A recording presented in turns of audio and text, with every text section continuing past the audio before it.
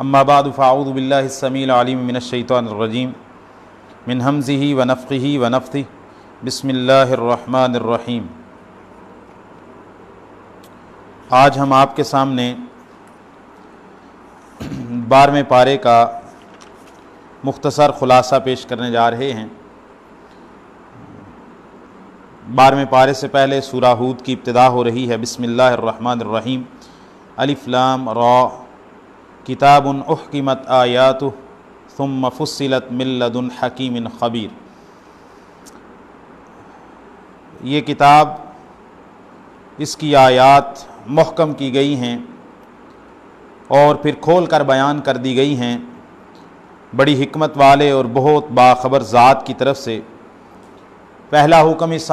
سورت کے اندر اللہ تعالیٰ نے یہ دیا ہے، اللہ تعبدوا الا اللہ، اللہ کے سوا کسی کی عبادت نہ کرو، اننی لکم منہ نذیر و بشیر، کہ میں تمہیں خوشخبری دینے کے لیے آیا ہوں اور ڈرانے کے لیے آیا ہوں، اور اپنے رب سے استغفار کرو، پھر اس سے توبہ کرو، اس کی طرف رجوع کرو، پھر وہ تمہیں دنیا کے اندر فائدے کا سامان دے گا ایک وقت مقرر تک، اور ہر فضل والے کو فضل عطا کرے گا، اور اگر تم منہ پھیر لو، اعراض کرو، تو میں تم سے تمہارے بارے میں بڑے دن کے عذاب سے ڈرتا ہوں۔ اللہ تعالیٰ سے کچھ بھی پوشیدہ نہیں ہے۔ اللہ تعالیٰ فرماتے ہیں خبردار، یہ اپنے سینوں کو موڑتے ہیں، سمیٹتے ہیں کہ یہ اپنے سینوں کے رازوں کو اللہ تعالیٰ سے چھپا لیں گے، تو جان لو انہ علیم بذات الصدور، اللہ تعالیٰ تو سینوں کے بھید جاننے والا ہے، سینوں میں چھپے راز جانتا ہے، اس سے کوئی چیز پوشیدہ نہیں رہ سکتی۔ 12ویں پارے کا آغاز ہو رہا ہے، وما من دابۃ فی الارض الا علی اللہ رزقها، زمین میں کوئی بھی زیرون چیز ایسی نہیں ہے مگر اس کا رزق اللہ کے ذمے ہے۔ اس کے بعد اللہ تعالیٰ نے فرمایا ہے، وہی ہے اللہ تعالیٰ ہی وہ ذات ہے جس نے آسمانوں کو اور زمین کو 6 دنوں میں پیدا کیا، اور اس کا عرش پانی پر تھا۔ تمہیں کیوں پیدا کیا ہے؟ تاکہ وہ تمہیں آزمائے کہ تم میں سے کون نیک اعمال کرتا ہے۔ اور دوسری بات یہ فرمائی گئی ہے کہ اے میرے محبوب، اگر آپ ان سے کہیں والا ان قلت انکم مبعوثون من بعد الموت، اگر آپ ان سے یہ کہتے ہیں کہ آپ موت کے بعد دوبارہ اٹھائے جاؤ گے، لَيَقُولَنَّ الَّذِينَ كَفَرُوا، تو کافر لوگ ضرور کہیں گے ان ھذا الا سحر مبین، یہ تو واضح جادو ہے۔ اللہ تعالیٰ فرماتے ہیں اگر ہم ان سے عذاب کو کچھ دیر کے لیے مؤخر کر دیں تو یہ کہنے لگ جائیں گے کون سی چیز ہے جو اب عذاب کو روک رہی ہے، عذاب آتا کیوں نہیں ہے۔ خبردار، جس دن وہ عذاب آ جائے گا تو اس عذاب کو پھیرنے والی کوئی چیز نہیں ہوگی، کوئی بھی چیز اس عذاب کو تم سے پھیر نہیں سکے گی، اور وہ جو لوگ عذاب کا استہزاء کرتے ہیں، مذاق اڑاتے ہیں، ان لوگوں کو وہ عذاب آ گھیرے گا۔ اللہ تعالیٰ فرماتے ہیں اگر ہم انسان کو اپنی طرف سے کوئی رحمت عطا کرتے ہیں، پھر ہم رحمت واپس لے لیتے ہیں، تو وہ بہت ہی ناشکرا اور مایوس ہو جاتا ہے، اور اگر ہم اسے نعمتیں دیتے ہیں تنگیوں کے بعد جو اسے پہنچتی ہیں، تو وہ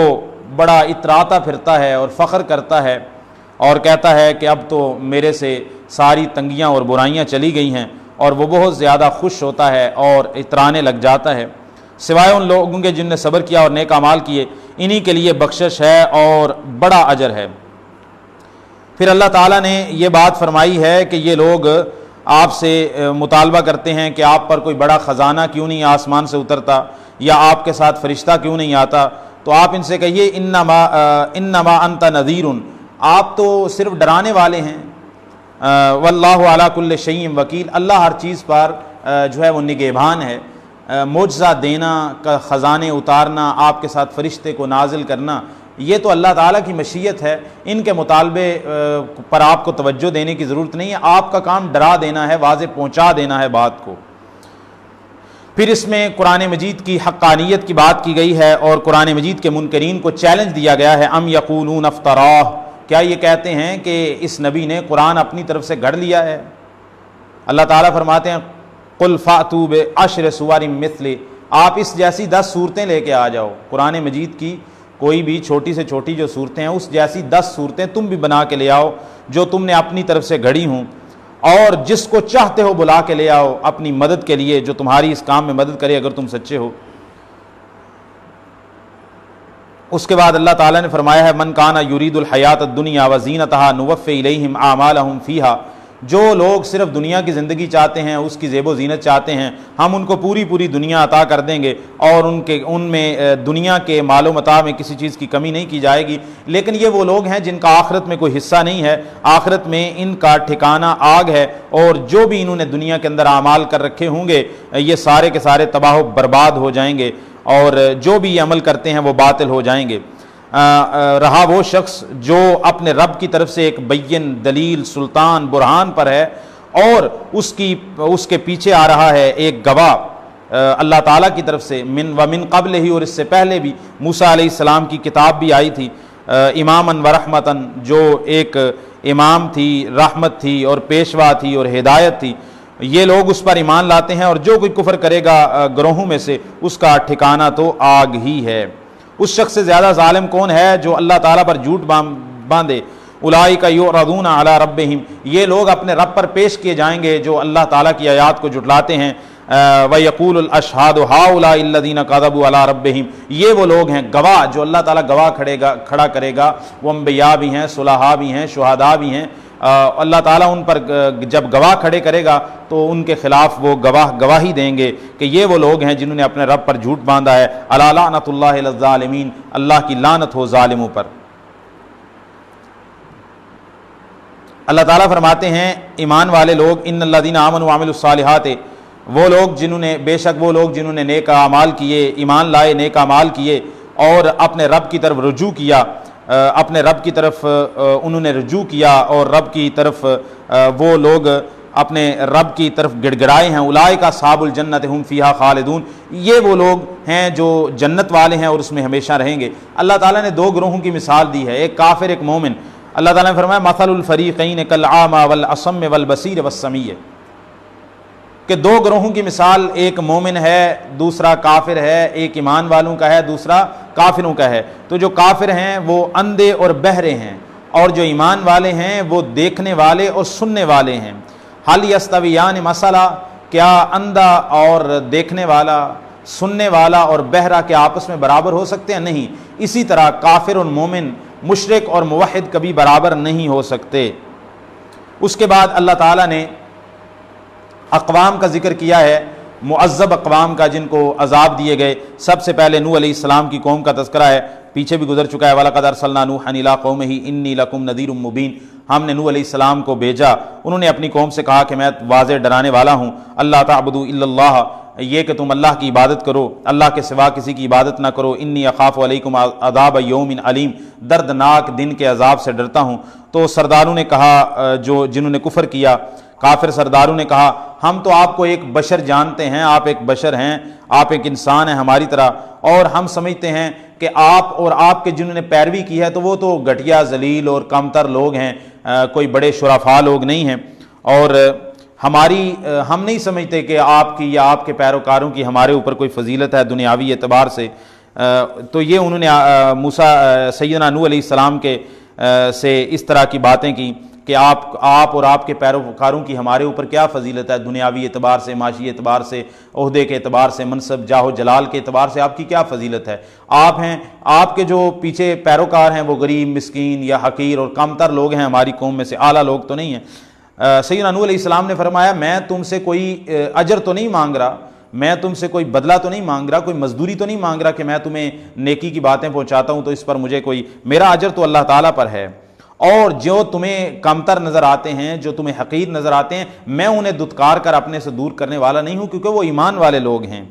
اللہ تعالیٰ اور ساتھ یہ بات فرمائی وَلَا أَقُولُ لَكُمْ عِنْدِي خَزَائِنُ اللَّهِ، میں تم سے یہ نہیں کہتا کہ میرے پاس اللہ کے خزانے ہیں، وَلَا أَعْلَمُ الْغَيْبَ، اور نہ ہی میں غیب جانتا ہوں، وَلَا أَقُولُ إِنِّي مَلَكٌ، اور نہ ہی میں یہ بات کہتا ہوں کہ میں فرشتہ ہوں، کیونکہ میں ہوں تو انسان، میں ہوں تو بشر۔ تمام انبیاء بشر تھے، اور منکرین نوح علیہ السلام نے کہا آپ بشر ہیں۔ نوح علیہ السلام نے یہ نہیں کہا کہ میں بشر نہیں ہوں، بلکہ فرمایا نہ میرے پاس اللہ کے خزانے ہیں، نہ میں غیب جانتا ہوں، اور نہ ہی میں فرشتہ ہوں، نہ ہی میں نوری ہوں، بلکہ میں تو بشر ہی ہوں، لیکن میری طرف اللہ نے وحی کی ہے تو یہ میرا شرف ہے۔ نوح علیہ السلام کی قوم کے جو سرکش لوگ تھے انہوں نے کہا قالوا یا نوح قد جادلتنا فاکثرت جدالنا، آپ نے ہم سے بہت جھگڑا کیا ہے اور بہت زیادہ جھگڑا کیا آپ نے، آج جائیے فاتنا بما تعیدنا ان کنت من الصادقین، اگر آپ سچے ہیں تو جس عذاب کا آپ ہم سے دعویٰ کرتے ہیں اور ہمیں آپ دھمکی دیتے ہیں جس عذاب کی، جائیں لے آئیں اس عذاب کو جس کا آپ ہم سے وعدہ دیتے رہتے ہیں اور وعیدیں سناتے ہیں۔ سیدنا نوح علیہ السلام نے فرمایا تمہارے پاس وہ عذاب آ جائے گا تو تمہیں میری نصیحت کرنا، خیر خواہی کرنا وہ کوئی فائدہ نہیں دے گا، اگرچہ اگر میں تمہاری نصیحت اور خیر خواہی کا ارادہ کروں بھی تو تمہیں کوئی فائدہ نہیں دے گا۔ ان کان اللہ یرید ان یغویکم، اگر اللہ تعالیٰ نے تمہاری سرکشی کی وجہ سے تمہیں گمراہ کر دیا ہے تو میرا نصیحت کرنا، میرا خیر خواہی کرنا تمہیں کوئی فائدہ نہیں دے گا۔ نوح علیہ السلام کی طرف وحی کی گئی کہ آپ کی قوم میں سے جو ایمان لا چکے ہیں وہ ایمان لائیں گے، اب اور لوگ ایمان نہیں لائیں گے۔ اس کے بعد کشتی بنانے کا حکم دیا گیا، وَاصْنَعِ الْفُلْكَ بِأَعْيُنِنَا وَوَحْيِنَا، آپ ہمارے حکم سے، ہماری وحی کے ساتھ ہمارے سامنے آپ کشتی بنائیں، اور آپ نے مجھ سے مطالبہ نہیں کرنا کسی معافی کا یا درگزر کا، جو ظالم لوگ ہیں آپ نے اس بارے میں مجھ سے خطاب نہیں کرنا، درخواست نہیں کرنی کہ اللہ ظالموں کو چھوڑ دے۔ نوح علیہ السلام کو کہا کہ ان کے بارے میں آپ نے سفارش نہیں کرنی۔ نوح علیہ السلام کشتی بناتے رہے، اور جب بھی قوم کے سردار اور یہ سرکش لوگ گزرتے تو یہ مذاق اڑاتے نوح علیہ السلام کا اور کشتی کے بننے کا۔ تو انہوں نے کہا اگر تم ہمارا مذاق اڑاتے ہو تو ہم تمہارا مذاق اڑاتے ہیں جیسے تم ہمارا مذاق اڑاتے ہو، ان قریب تم جان لوگے، اور جس کے پاس عذاب آئے گا اس کو وہ عذاب ذلیل و رسوا کر دے گا، تو تمہیں پتہ چل جائے گا عذاب کس پر آتا ہے۔ اللہ تعالیٰ فرماتے ہیں حتیٰ اذا جاء امرنا وفارت التنور، جب ہمارا عذاب آ گیا، ہمارا حکم آ گیا اور تنور جو ہے وہ پھوٹ پڑا، تو ہم نے نوح علیہ السلام کو کہا کہ آپ سوار کر لیں کشتی پر ہر جنس میں سے جوڑا جوڑا، یعنی نر اور مادہ، اور اپنے گھر والوں کو بھی سوائے اس کے جن پر بات ثابت ہو چکی ہے، یعنی آپ کی بیوی اور آپ کا بیٹا۔ تو سیدنا نوح علیہ السلام نے ان کو سوار کیا اور کہا بسم اللہ مجریہا و مرساہا، اللہ کے حکم سے ہی اس کا جاری ہونا ہے، اللہ کے حکم سے اس کا چلنا ہے۔ تو یہ کشتی چلتی تھی، تجری بہم فی موجن، یہ کشتی جو ہے ان کو لے کر پانی کے اندر چلتی تھی ایسے بڑی بڑی موجوں کی طرح۔ نوح علیہ السلام نے اپنے بیٹے کو پکارا اور وہ ان سے دور تھا، کہا یا بنی ارکب معنا، اے میرے پیارے بیٹے ہمارے ساتھ سوار ہو جا اور کافروں کا ساتھ نہ دے۔ تو آگے سے بیٹے نے کہا سآوی الی الجبل، میں پہاڑ پہ چڑھ جاؤں گا، پہاڑ جو ہے وہ مجھے بچا لے گا پانی سے۔ نوح علیہ السلام نے فرمایا آج اللہ کے عذاب سے کوئی بھی نہیں بچا سکے گا۔ وحال بینہم الموج، ان دونوں کے درمیان، باپ بیٹے کے درمیان ایک بڑی موج آئی اور فکان من المغرقین، بیٹا غرق ہو گیا۔ تو اللہ تعالیٰ فرماتے ہیں اس کے بعد ہم نے زمین کو کہا کہ تو اپنا پانی جو ہے وہ اس کو کھینچ لے، اور آسمان کو کہا کہ تو رک جا، تھم جا، اور پانی جو ہے وہ واپس کھینچ لیا گیا اور معاملہ پورا ہو چکا تھا۔ جودی پہاڑ پہ جا کے کشتی ٹھہر گئی۔ نوح علیہ السلام نے اپنے رب سے درخواست کی اپنے بیٹے کے بارے میں کہ اے اللہ آپ نے مجھ سے وعدہ کیا تھا کہ آپ کے اہل کو میں بچا لوں گا، تو میرا بیٹا ہے اس کو آپ نے ہلاک کر رہے ہیں۔ تو اللہ تعالیٰ نے فرمایا قال یا نوح انہ لیس من اہلک انہ عمل غیر صالح، آپ کا بیٹا جو ہے وہ آپ کے اہل میں سے حقیقی طور پر نہیں ہے، حکمی طور پر نہیں ہے، بلکہ کیونکہ اس کے اعمال صالح نہیں ہیں، وہ کافر ہے، مشرک ہے، لہٰذا آپ اس کے بارے میں مجھ سے سوال نہیں کرنا۔ اس کے بعد جو ہے وہ تذکرہ اللہ تعالیٰ فرماتے ہیں تلک من انباء الغیب نوحیہا الیک، اے میرے محبوب یہ غیب کی خبریں ہیں، یہ غیب کی خبریں ہیں، ہم ان کو آپ کی طرف وحی کرتے ہیں۔ ما کنت تعلمھا انت ولا قومک، اے میرے محبوب آپ کی طرف وحی کرنے سے پہلے یہ غیب کی خبریں نہ آپ جانتے تھے نہ آپ کی قوم جانتی تھی۔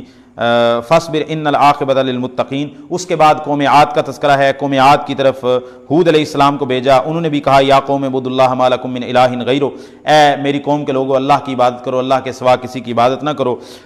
تو وہاں پر انہوں نے بھی اپنی قوم سے سیدنا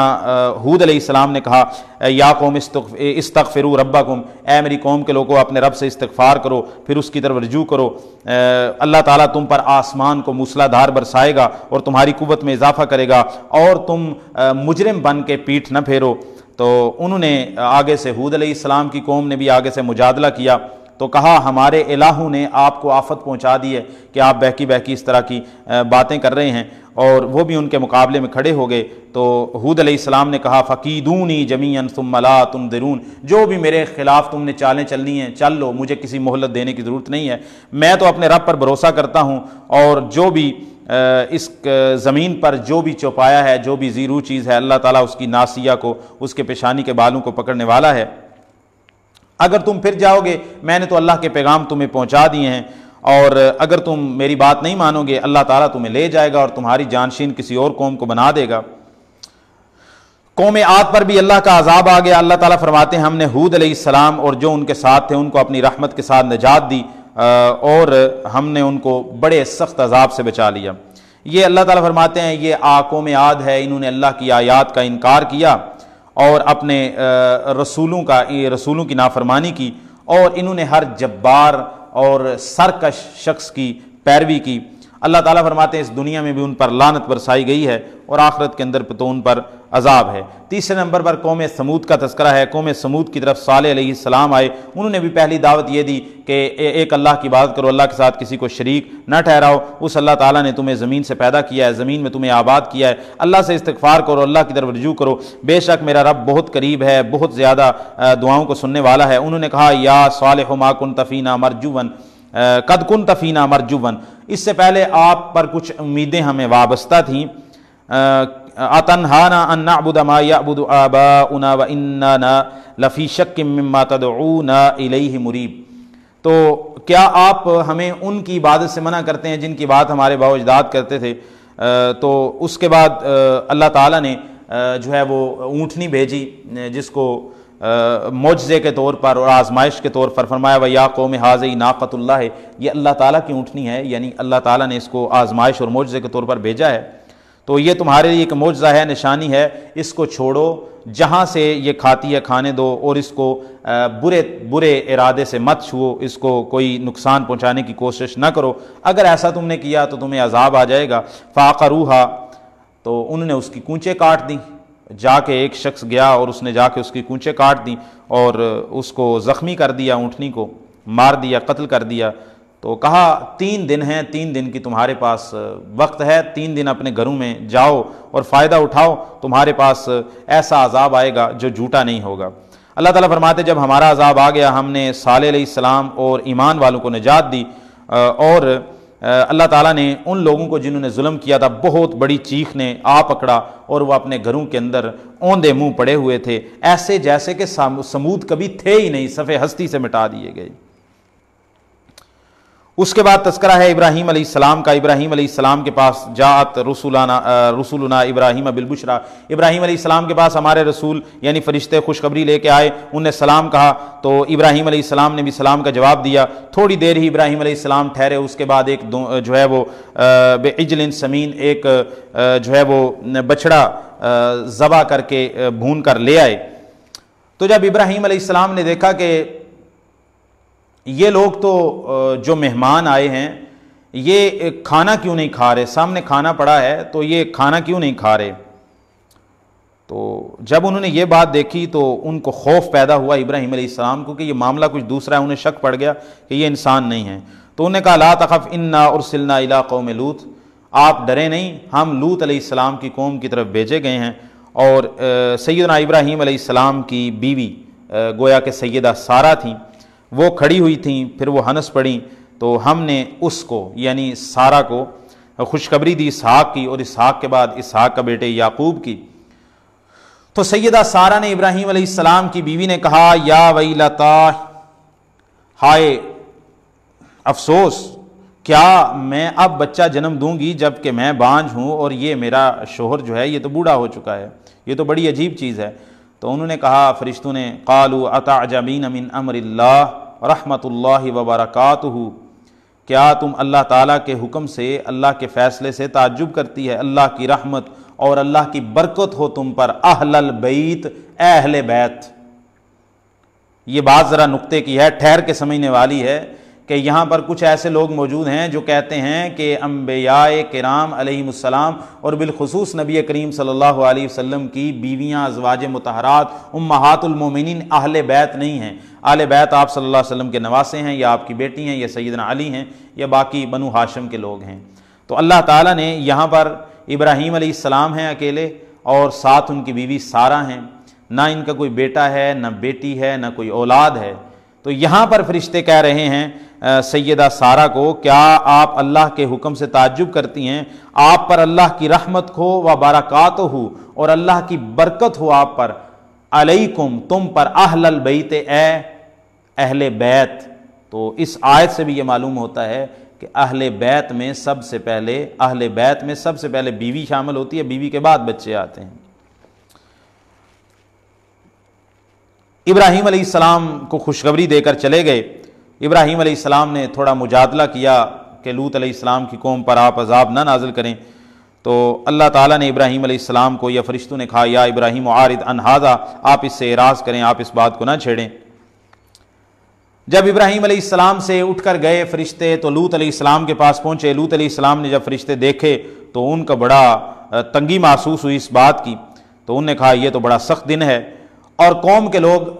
سیدنا لوط علیہ السلام کے پاس آ گئے، کیونکہ جو فرشتے آئے تھے یہ خوبصورت نوجوانوں کی شکل میں تھے، اور لوط علیہ السلام کی قوم جو ہے وہ بہت ہی زیادہ بد فطرت لوگ تھے، اور بڑے ہی نجس اور پلید اور کمینے قسم کے لوگ تھے. وہ دوڑتے ہوئے آئے، تیزی سے دوڑتے آئے. انہوں نے کہا کہ نوجوان لڑکے آئے ہیں. جب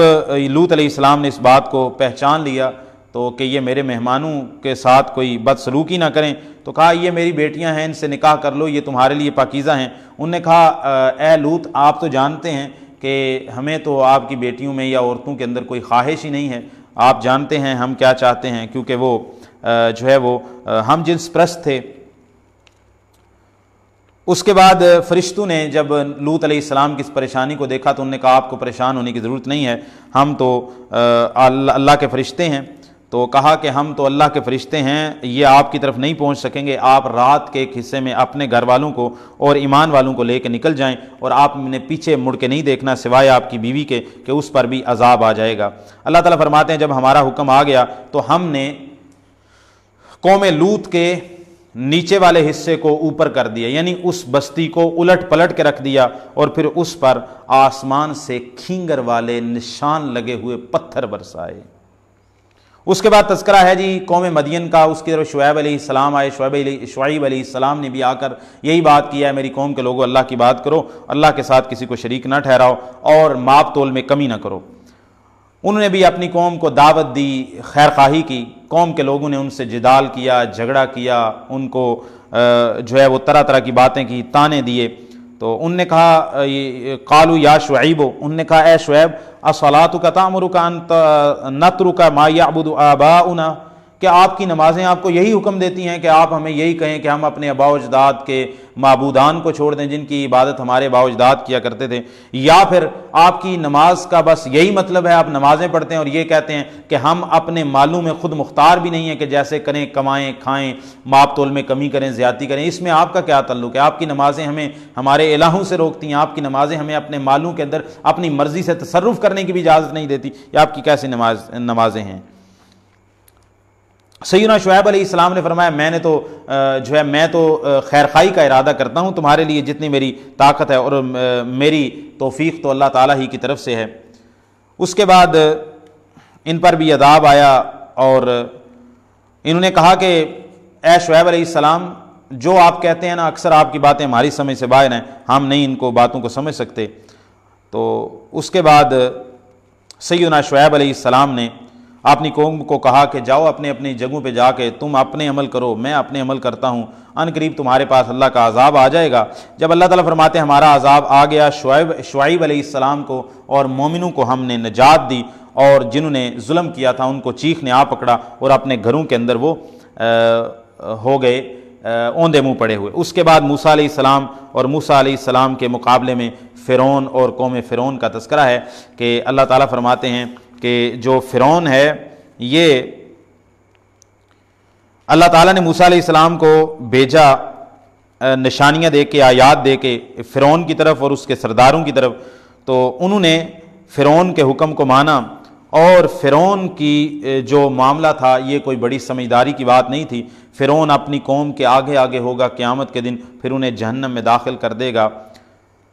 और दुनिया में भी और आखिरत में भी उन पर लानत बरसाई गई है। अल्लाह ताला फरमाते हैं ये बस्तियों के किस्से हैं मेरे महबूब जो हम आप पर बयान करते हैं, उनमें से कुछ बस्तियां तो खड़ी हैं, कुछ कट चुकी हैं, यानी तबाह व बर्बाद हो चुकी हैं। अल्लाह ताला फरमाते हैं वमा ज़लमनाहुम, हमने इन बस्तियों पे जुल्म नहीं किया, इन्होंने खुद अपनी जानों पे जुल्म किया है। अल्लाह ताला फरमाते हैं ऐसे ही आपके रब का बस्तियों को पकड़ना होता है, जब आपका रब बस्तियों को पकड़ता है और इस हाल में कि वो जुल्म करने वाली होती हैं। अल्लाह ताला फरमाते हैं इन्ना अख़्ज़हु अलीमुन शदीद, अल्लाह का बस्तियों को पकड़ना यानी अजाब देना बहुत दर्दनाक और बहुत सख्त होता है। उसके बाद अल्लाह ताला ने आखिर में फिर ये बात बयान की है सूरह हूद के वकुल्लन नकुस्सु अलैका मिन अंबाइर रुसुलि मा नुसब्बितु बिही फुआदक व जाअका मिन हादिहिल हक़्क़ु व मौइज़तुन व ज़िक्रा लिल मोमिनीन। ये आप जो हमने आप पर जो नबियों के उनकी कौमों के किस्से बयान किए हैं, इसका मकसद क्या था? ताकि हम आपके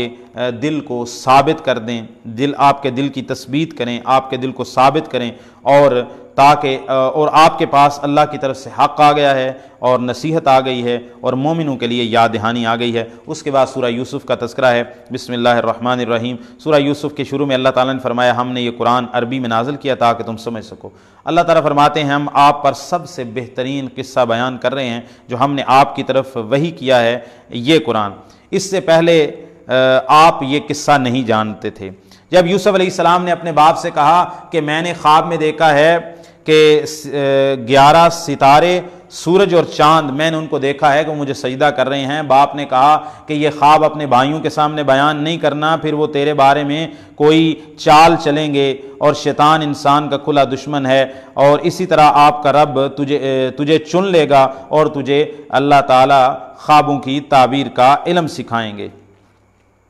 जैसे और अल्लाह ताला आप पर आपकी नेमत को पूरा अपनी नेमत को पूरा करेगा, जैसा कि अल्लाह ताला ने अपनी नेमत को पूरा किया आले याकूब पर, और जैसे अल्लाह ताला ने अपनी नेमत को पूरा किया तेरे बाप दादा इससे पहले इब्राहीम और इसहाक पर। अल्लाह ताला फरमाते हैं यूसुफ अलैहिस्सलाम और उनके भाइयों में निशानियां हैं सवाल करने वालों के लिए, बड़ी वाज़ेह निशानियां हैं। जब यूसुफ अलैहिस्सलाम के भाइयों ने कहा कि हमारा भाई यूसुफ जो है हमारे बाप याकूब अलैहिस्सलाम को बहुत ही ज़्यादा महबूब है, अगरचे हम बड़े मजबूत हैं, मेहनत मजदूरी सारे मामलात हम करते हैं, यूसुफ तो छोटा है, तो ये और इसका भाई ये ज़्यादा महबूब हैं। तो उनने कहा यूसुफ को कत्ल कर दो या फिर इसे किसी वीरान ज़मीन में फेंक के आ जाओ, तो आपके बाप जो है ना वो आपके बाप का चेहरा और आपकी बाप की मोहब्बत आपके लिए खाली हो जाएगी, यूसुफ रास्ते से हट जाएगा। इसके बाद नेक बन जाना। उनमें से एक ने कहा यूसुफ को कत्ल ना करो, ये तो बहुत बड़ा गुनाह होगा, बल्कि इसको किसी पुराने कुएं में फेंक के आ जाओ, कोई आएगा, कोई काफिला आएगा, कोई लोग उसको उठा के ले जाएंगे।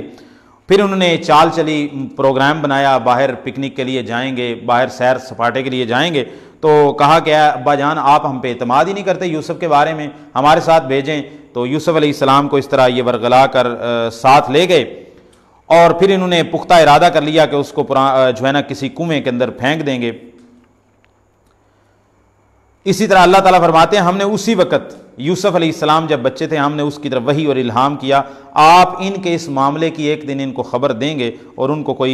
वो इनको शऊर ही नहीं होगा। रात के वक्त अपने बाप के पास आ गए, शाह के वक्त रोते चिल्लाते हुए। उनने कहा हमने दौड़ लगाई, हम आगे निकल गए, यूसुफ को पीछे छोड़ दिया अपने सामान के पास, उसको भेड़िया खा गया। आप हमारा यकीन नहीं करेंगे अगरचे हम सच्चे हैं। और कमीज़ पर यूसुफ अलैहिस्सलाम की कमीज़ पर झूठ मूठ का खून भी लगा के ले आए। सैयदना याकूब अलैहिस्सलाम ने कहा ये आपने अपने नफ्सों से गढ़ा है, झूठ गढ़ के ले आए हो, सब्र ही बेहतर है, अल्लाह ताला से मदद तलब की जाती है जो तुम बयान कर रहे हो। एक काफिला आया, उन्होंने अपना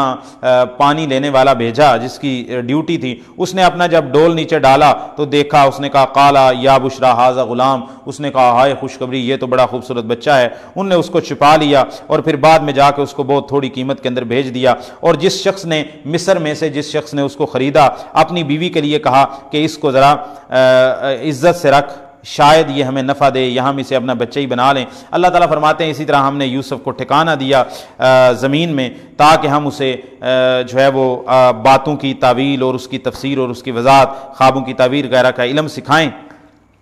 جب جوانی کو پہنچے یوسف علیہ السلام، ہم نے انہیں قوت فیصلہ دی، انہیں علم دیا، اسی طرح ہم نیکوکار لوگوں کو بدلہ دیتے ہیں۔ جس عورت کے گھر میں تھے یوسف علیہ السلام، انہوں نے ورغلانے کی کوشش کی یوسف علیہ السلام کو، اور اس نے دروازے بند کر لیے اور کہا میرے پاس آؤ، تو یوسف علیہ السلام نے کہا معاذ اللہ، اللہ کی پناہ ہے، وہ میرا رب ہے، اس نے میرا مالک ہے، اس نے میرا ٹھکانہ اچھا کیا ہے، اور ظالم لوگ فلاح نہیں پاتے۔ تو اس کے بعد وہ دونوں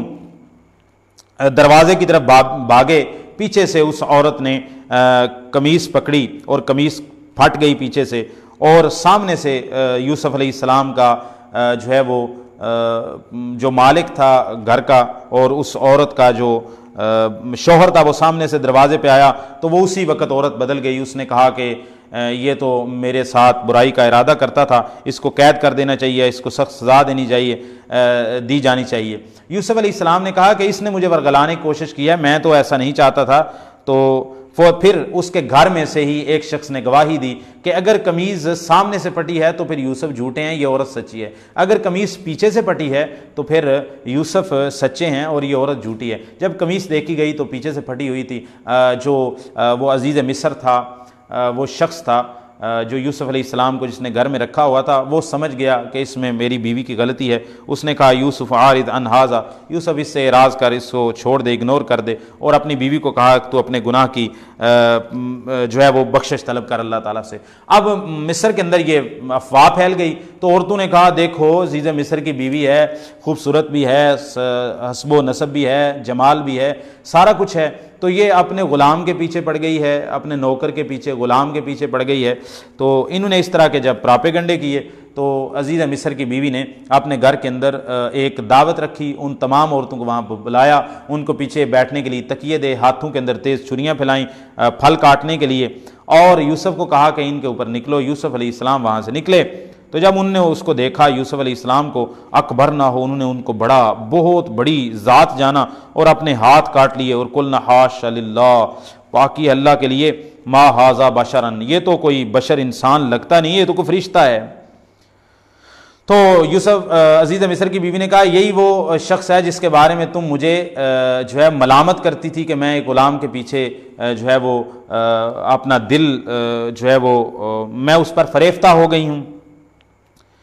پھر اس نے کہا کہ میں نے اس کو ورگلانے کی کوشش کیا ہے، یہ بچ گیا ہے، اگر اس نے میری بات نہ مانی تو اس کو قید میں ڈلوا دوں گی۔ یوسف علیہ السلام نے اپنے رب سے کہا اے میرے رب، مجھے قید زیادہ محبوب ہے اس چیز سے جس کی طرف یہ مجھے دعوت دیتی ہے، گناہ سے۔ تو یوسف علیہ السلام نے گناہ سے بچنے کے لیے قید کو پسند کر لیا، انہیں قید میں ڈال دیا گیا۔ جب قید کے اندر